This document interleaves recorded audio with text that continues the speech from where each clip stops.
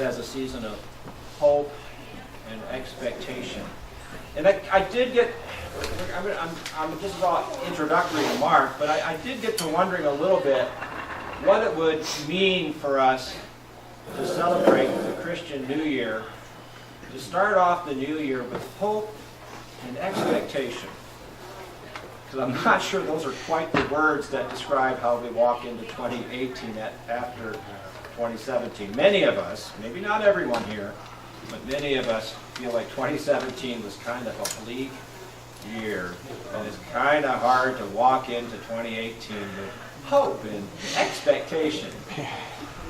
So I wonder sometimes what it might be like to walk into a new year with a very conscious effort to say, I'm walking in with hope and expectation.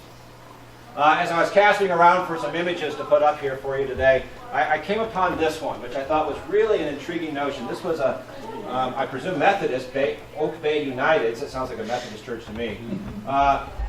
Christian New Year's Eve party. So they had on December 2nd, that was this year, a New Year's Eve party on the Saturday before the start of the New Year. Before Christmas. Before Christmas. Before the New Year, before the start of Advent, a New Year's Eve party on Saturday, December 2nd, December 3rd being the first Sunday of Advent, the start of the Christian New Year. And so they did things Christmassy, because they're Methodist, not Episcopalians. So they did Advent wreaths and Christmas cards and crafts, and they had a potluck dinner, and they ended it at 7 with what they called Advent Vespers. So anyhow, I'll plant a seed and see if that takes root anywhere. But maybe a New Year's Eve party would be a good thing to do before we jump right into Advent. There you go. Make it a celebration. So, just a thought. So remind you, this is the cycle of things in the Christian year, and it has at the very top of it, the start of it, Advent. This was an Episcopal church, so they've got all the proper color schemes. They got blue for Advent, not purple. They didn't do a rose week. They might have, but they didn't. And of course, that fourth Sunday of Advent was also then Christmas Eve this year. So Advent into Christmas, into Epiphany, which when I was looking for something like this for show and tell here today, a lot of folks call this ordinary time, which I understand, but we, I think, in the Episcopal Church celebrate it as a whole season of Epiphany or of Epiphanies. So it's a different maybe point of emphasis. Epiphany, which then leads into Lent, of course, which leads into Holy Week and Easter, which then goes on into what we all, I think, are happy to call ordinary time or the season after Pentecost. Another way of looking at it, which I also found, which I quite like. So this sort of suggests that the year is cut in half, with half of it being primarily the story of Jesus, and the other half of it, the long green season, ordinary time, being the story of the church.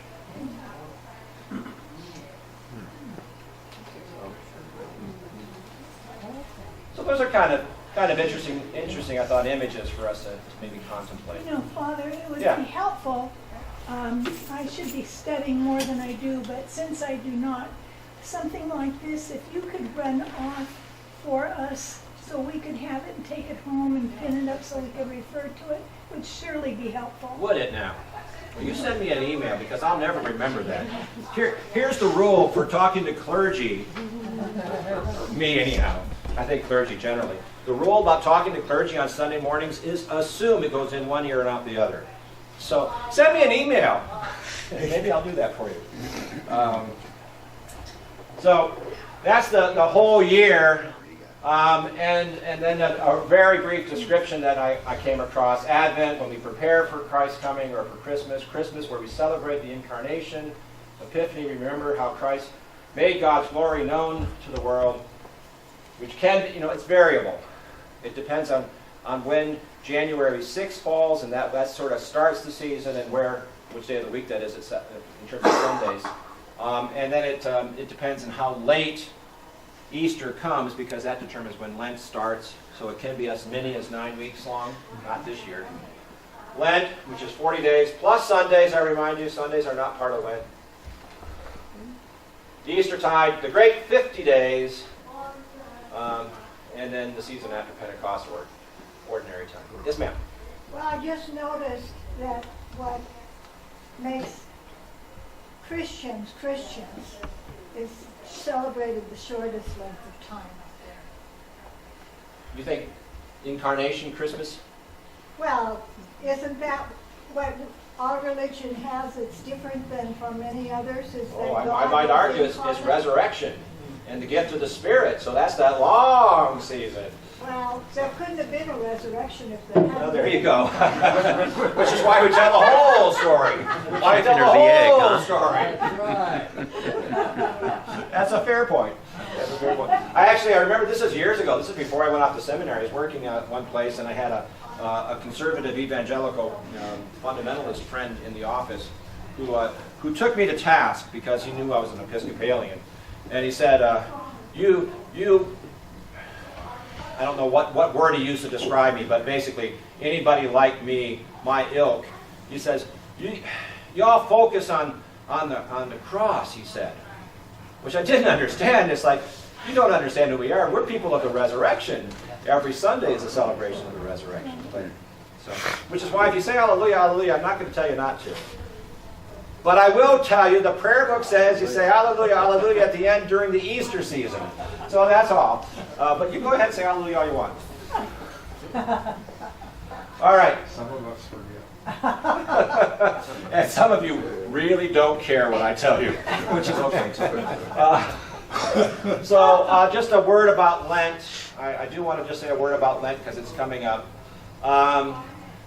February 13 is the eve of Lent. We do have kind of a Lenten Eve service, Shrove Tuesday, our pancake supper. Remind you, bring your palm branches back so we can burn them. We use the ashes from the palm branches for Ash Wednesday. And we have proper liturgies at noon, and I think it's at 7. I just now realized I didn't go back and double check that time. Does anybody recall more clearly? 7 or 7:30? I think it's 7. And an invitation to the observance of a Holy Lent, and in our case, we'll also have Lent Madness. This is the new and improved poster. Now, I'm going to give, you can tell me you don't want to do it this way. I think what I want to do this year with Lent Madness and Shrove Tuesday is I think I want to take time on Shrove Tuesday, instead of giving you a quiz about stupid arcane things that nobody knows and frustrates some people. I'm going to, I think, give you brackets and let you at tables fill out your brackets, and you can cheat and compare notes and decide together. And then we're going to turn in your brackets, and we're going to see who wins the golden mug. Yes, ma'am? How is sharing notes cheating? I didn't say it was cheating. Yes, you did. Oh, you did I? do cheat and compare notes. You can work cooperatively, which is a good thing. Oh, go ahead and quote me. I just speak my story with the best of them. You can work together. She listens to you. She does. You know, that's Barb's, one of Barb's jobs in life is to keep me honest. or as we call it, a BS detector. You know? It's a full-time job then. Yeah, it is. But we all need one, right, Ken? That's right.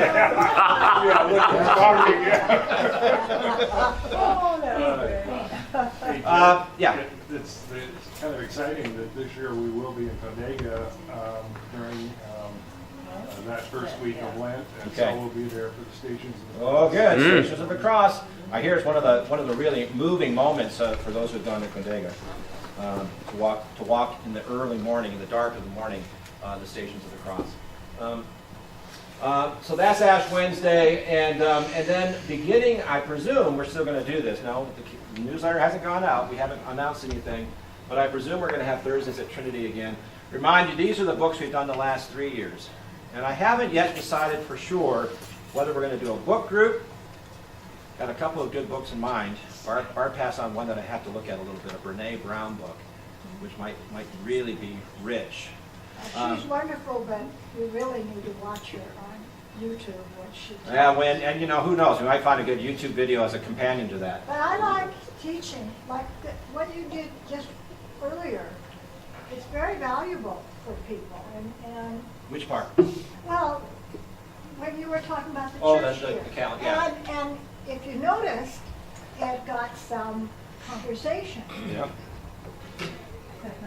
And that's, I think, really what we need. Well, and it might be, and I also thought about maybe taking some time each of the 5 Thursdays, because there's 5 Thursdays between the week after Ash Wednesday and the week before Holy Week. There's 5 Thursdays, and I thought about possibly doing either the Gospels for the following Sundays as kind of a prep, so a Bible study, or I thought about doing the 5 Old Testament readings that we'll all read at the Easter Vigil for 5 Thursdays. So that when we go into the Easter Vigil, these are readings that we've reflected on a little bit more before we actually just hear them. Although just hearing them is wonderful. That's the power of that service. Anyhow, yet to be determined. So good. Send me emails because in one ear out the other thing. Okay, back to the lectionary. This is just in case you want to know it, it actually says in the prayer book how you know whether it's prayer A, year B, year C. It starts on year A, and then you just add 1. And if it's divisible by 3, it's year A. Oh, really? On Advent Sunday. So that's the other trick, because it's 2018, so you actually have to go back to 2017 to figure out. Oh. It's a little complicated. Short answer is, year A was last year, starting in Advent of 2016 through 2017. We read primarily from Matthew. This year, we're reading primarily from Mark. Next year, we'll read primarily from Luke. And then repeat the pattern. But John gets interspersed throughout. And this morning, as we introduce Mark, we're actually going to hear from John. So there you have it. We'll get John in there as well. The symbols of the 4 evangelists: Matthew, John, Luke, and Mark. I don't know that I believe that this is definitive, but this is one person's description. Matthew is an angel because the first story he tells is in the Gospel is about an angel appeared to Joseph, a man, in a dream.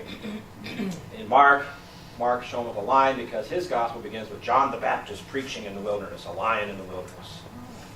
Luke with an ox because his Gospel begins with Zechariah, the father of John the Baptist, offering sacrifice in the temple. And John, an eagle because his writing soars to mystical heights of heavenly things, and he doesn't spend much time on the ground. I don't know that I believe that as being terribly authoritative, but that's somebody's interpretation, so I give it to you.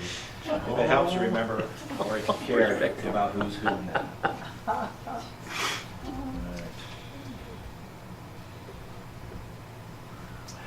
All right, here I'm going to pause just a little bit and invite some conversation about this. What strikes you as relevant to this whole thing to have 4 evangelists, 4 gospel accounts in this particular cartoon?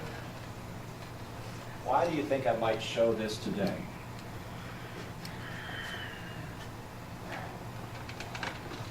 Anybody? What's that? They're all doing their artwork. They're all But doing their they're artwork. all different. And they're all different. Why are they all different? Because we have different. That's it. That's the beginning. That's the beginning. It's not the ending of it, but that's the primary point of this cartoon. It seems to me is I think some people are bothered sometimes when they first learn that there are 4 gospel accounts and they're not the same. We all look at things differently. We all see things differently. We all express things differently. And why should the gospel writers be the exception to that rule? So if we all see Jesus differently and we would all tell the story of Jesus differently, it's hardly surprising that the gospel accounts are different. And it doesn't mean that that this person sees it correctly and this person saw it wrong. It just means they saw it differently. Or they saw other things about it that they wanted to emphasize. So that's the primary reason I've shown this. Now, I've used this particular drawing. And again, I think this is actually part of what we should celebrate about the church, is that from the beginning, our founding fathers I'm going to leave it as fathers for now, decided it was good to have diversity. It seems surprising in retrospect that they didn't decide to agree on what was the official story and just stick to one version.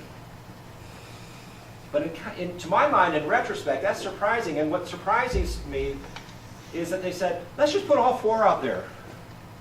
Well, they got that from their Jewish heritage because the Old Testament is like that. There's certainly, yes, absolutely. But it's still, it kind of surprises me in an age when this was pulled together and it was an age of trying to evangelize and tell the world the story and everything else, that they decided it was okay to put 4 different versions of it out.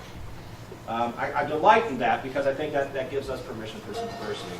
Now the other thing I noticed, and I've used this particular cartoon before, but what I noticed this year that I had never noticed before, and it's kind of, there you go, they're all men.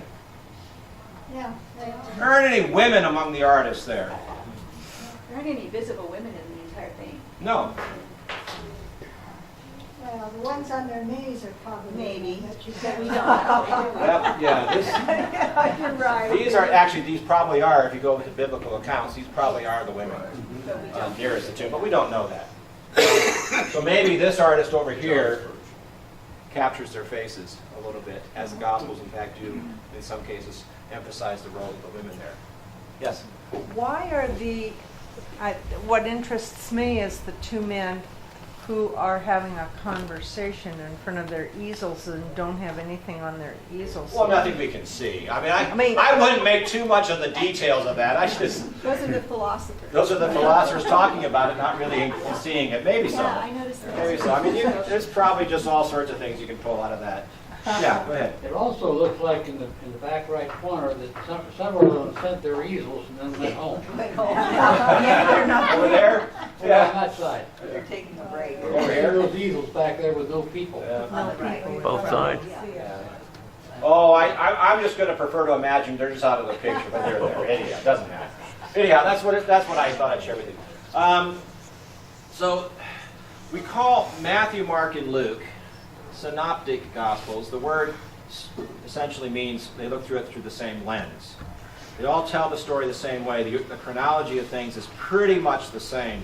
Not entirely, but pretty much the same. And the best guess of scholars is that Mark is the oldest and the first, and so Luke and Matthew take Mark as a starting point. In addition, there are some things that Mark has that Luke has that Matthew doesn't. There's more that Matthew has that Mark has that Luke doesn't bother to include. And then there is this other material, about a quarter of each of those Gospels, that comes from somewhere else other than Mark, but seems to be exactly the same. And so that's the thinking is there's another source that we don't have. It's got lost in the dust. Mark is 60 to 70. Probably Luke and Matthew, there are debates about which one's next in line, but they're probably another 10 or 20 years later is all. Oh. Yeah, probably. I mean, it's a guess. Still a lot They can didn't date happen. them. They didn't sign them. They didn't do any of those things. Point of view can change. And then there's pieces that are unique to Luke, and there are pieces that are unique to Matthew. That's the sort of basic, I think, common belief about how this all works together. Just a few words, and I'm going to, let's see. Yeah, just a couple. I just want to quickly touch on this, the main points. The gospel is anonymous. We don't know who wrote it. We say it's Mark, but we don't know if there was a person named Mark who really wrote it, and if so, we don't know who Mark is. There's a tradition that Mark was a companion of Peter, and that he wrote down what Peter told him. So he's, hearing it. And of course, in those days, oral tradition was big. People told stories orally. They didn't write it down mostly. They told it orally. I mean, if you remember, the Odyssey was, from our basic, college composition classes, whatever, or literature classes, the Odyssey was an oral story. He must have been pretty old, though, if that were the case. What's that? Wouldn't he be pretty old when he Well, wrote it? again, if Peter told a disciple, Mark, the stories, and Mark is 30 years younger, and Mark writes it in 60 to 70 AD, Mark might only be himself 35 years old. Peter would have been older, 60, 70, if he was still alive at that point. But, again, it's all conjectural.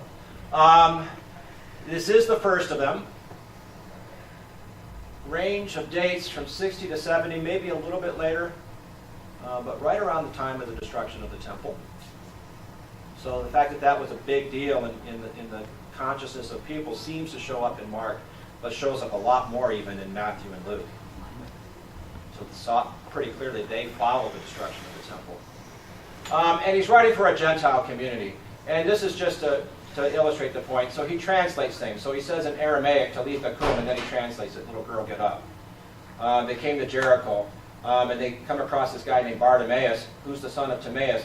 Well, of course, if you know any Hebrew, you know that Bar always means son, and Timaeus is Timaeus, so it's just, literally, it's a translation, son of Timaeus. When you say Bartimaeus, son of Timaeus, you're just repeating yourself. And then this longer excerpt is just an example of, they're describing something culturally, and it says, this is what Jews do. They wash their pots and pans and everything else because they believe in ritual purity. So those kinds of explanations suggest that Mark was writing for people who weren't Jewish. And so he has to take some time to explain things a little bit to them along the way.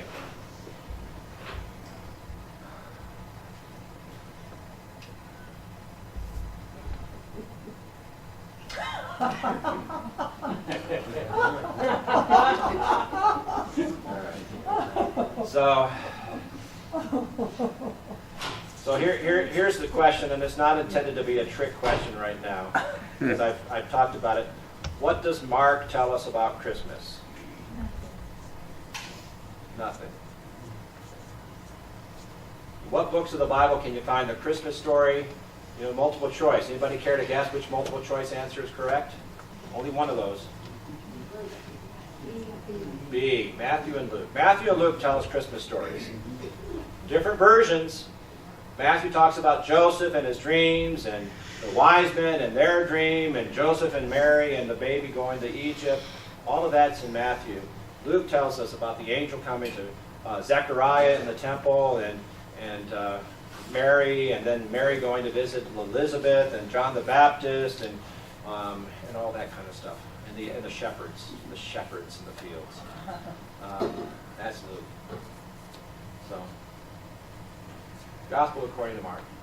I want to start with a little bit of conversation about this very first verse. And the question that troubles some biblical scholars is this: the beginning of the good news of Jesus Christ, the Son of God.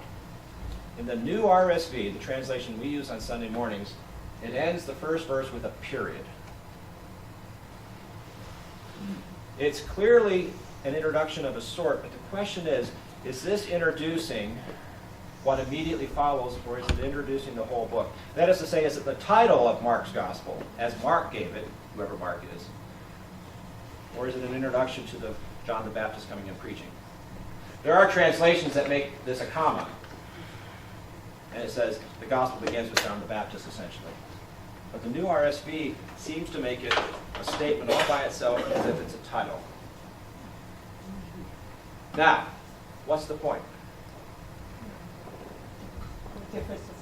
What difference does it make? I think it's a title. And here's my takeaway from that.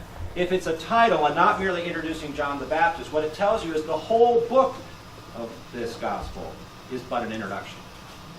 The book itself is just the beginning, and you and I are the ending for the next chapter. It's a huge difference, that one little bit of punctuation. And I asked you about Christmas, and here's where we see the point. The point is, let's talk about resurrection stories. Now, this is not fair to ask you right now because you haven't been thinking about Easter for a while. You know what Mark's Easter or resurrection accounts of Jesus appearing to the disciples are?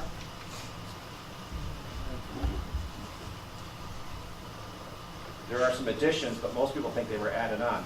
Mark ends the gospel, most biblical scholars will tell you, with the women leaving the tomb in terror and saying nothing to no one. It's an awkward, abrupt ending, just like the beginning is not even a complete sentence. You get to say, and what comes next is an open book, and it's yours. That's Mark. Mark is my favorite, FYI. Mark is my favorite of the Gospels, and those are some of the reasons why.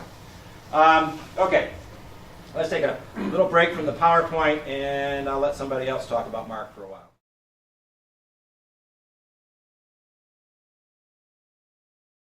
That is a pretty excellent summary. I was just whispering to Joan as I walked by. That pretty much recaps, I think, a lot of like half a semester of New Testament. I love the art in that series. We've used one or two of those episodes before, and so when I knew I wanted to talk about Mark today, I went back to see what they said, and what they said was pretty good. And I do so enjoy the way they just write that out, and then they pencil in the words. It's like, how are they going to get it all? Oh, they got it all in. How lovely! So it actually is a pretty good one. It's called the Bible Project. And if you were to Google Bible Project and Gospel According to Mark, you'd find a link to that video very quickly. And if you want to do Bible Project, Book of Jonah, you're going to get that one pretty quick, because I think they've done every book of the Bible now. It's an impressive work.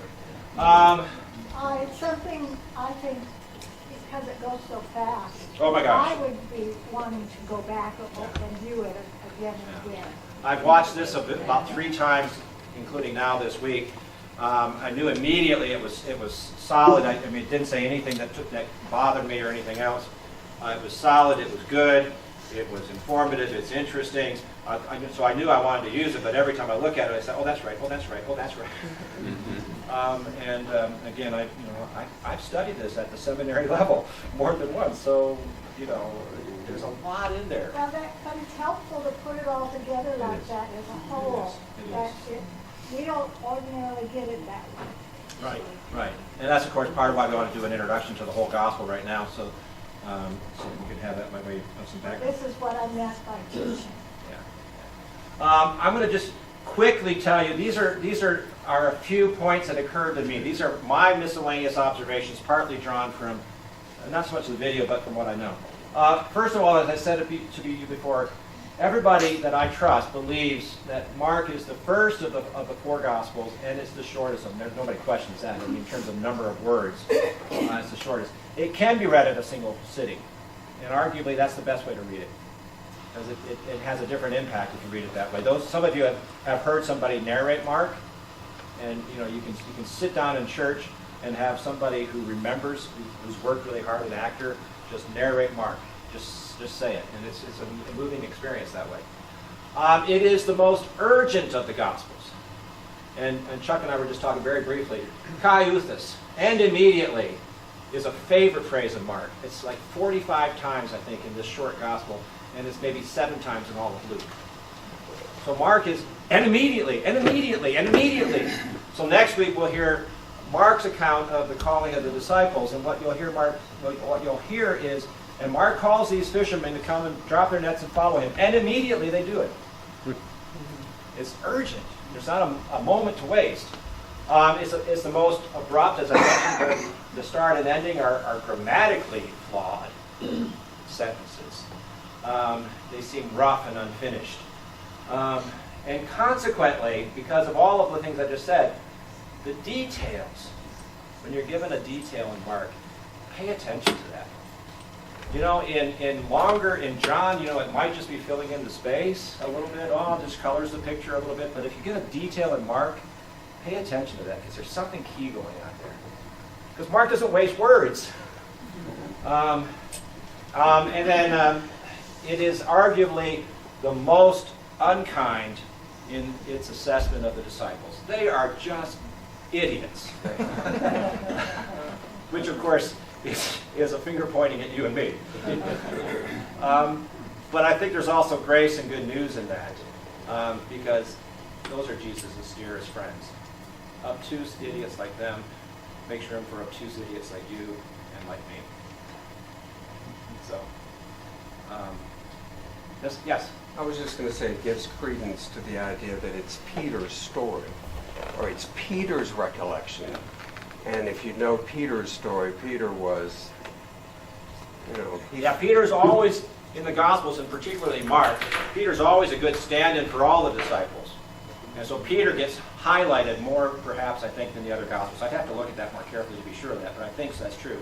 Peter gets highlighted as really dense.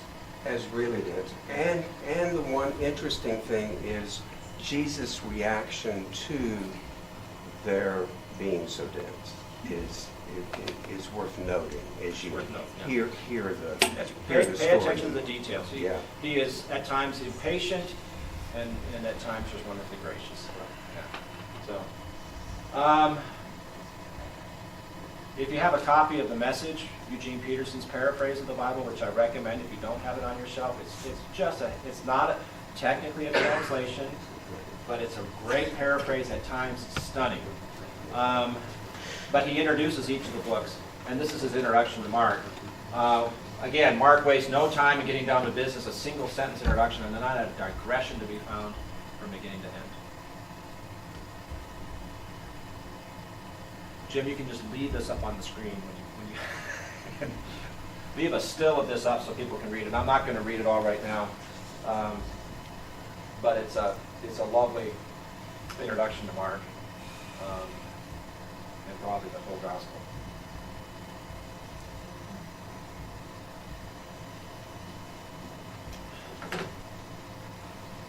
You're reading it, so I'm just going to pause and let you read it for a moment, and then we'll wrap it. Where can you get a copy of that?